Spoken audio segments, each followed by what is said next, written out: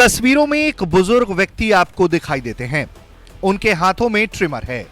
कुछ ही पल बाद वो ट्रिमर लेकर एक शख्स का दाढ़ी बनाते हुए दिखाई देते हैं और फिर कुछ ही पल बाद ये व्यक्ति एक युवक का बाल बनाता हुआ दिखाई देता है। ये तीनों व्यक्ति एक ही जगह पर एक साथ खड़े हैं। अब आप पूछेंगे कि इस वीडियो में ऐसा क्या खास है कि ये खबर है।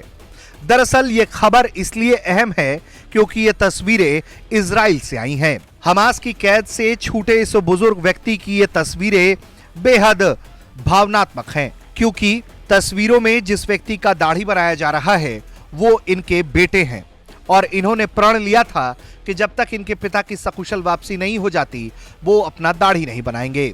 लेकिन उसके ठीक बगल में बैठा ये लड़का, ये इस शख्स का पोता है। इसने भी कुछ इसी तरह का प्रण लिया था कि जब तक इसके दादा सकुशल नहीं आ जाते तब तक ये बाल नहीं बनाएगा। अब जब हमास की कैद से छूटकर गादी मोजे वापस अपने वतन लौट आए हैं तो उन्होंने अपने बेटे यायर मोसे का दाढ़ी बनाया। इतना ही नहीं, मोजे ने अपने पोते एरिस के बाल भी बनाए। गादी मोसे की उम्र 80 साल है।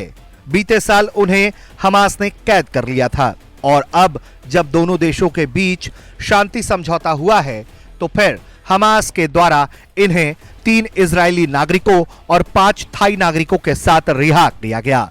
ये तस्वीरें वाकई में बेहद भावनाओं से परिपूर्ण हैं और इन तस्वीरों को लेकर लोग अपनी अलग अलग राय सोशल मीडिया पर लिख रहे हैं। दरअसल सिर्फ हमास ही नहीं अपने कैद से लोगों को रिहा कर रहा है, इजराइल भी सैकड़ों की तादाद में फिलिस्तीनी कैदियों को रिहा कर रहा है। इन 8 लोगों के बदले में 110 फिलिस्तीनी कैदियों को इजराइल ने रिहा किया। एक तरफ इजराइल जहां शांतिपूर्वक तरीके से इन फिलिस्तीनी कैदियों को रिहा कर रहा है तो वहीं दूसरी तरफ हमास पूरे गाजे बाजे साजो सामान हथियार के साथ दुनिया को यह दिखा रहा है कि उसकी ताकत कम नहीं हुई है और वो जब इजरायली बंधकों को रिहा कर रहा है तो इसके लिए वो कायदा से एक ऑर्केस्ट्रा क्रिएट कर रहा है जिसमें हजारों की संख्या में लोग सड़कों पर हैं और हो हल्ला कर रहे हैं। ब्यूरो रिपोर्ट, भारत तक।